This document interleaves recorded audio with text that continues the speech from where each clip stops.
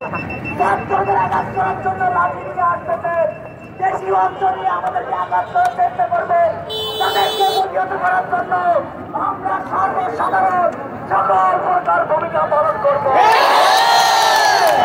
যদি আমাদের আঘাত করেন তাদেরকে ছেড়ে কথা বলা হবে না।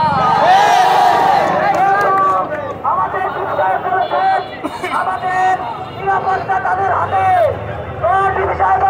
আকর্ষণ করতে চান আমাদের নিরাপত্তা হলে আগামীকাল ছাত্ররা তারা করে ফেলবে এবং বাংলা মায়ের সাহসী যুবকেরা কেউ ঘরে বসে থাকবে না। আন্দোলন সংস্কার করে জাতির আহ্বান থেকে আমরা বাড়িতে রওনা দেবো। আবারও বলতে চাই, যে সকল বাহিনী আমাদেরকে আঘাত করতে চান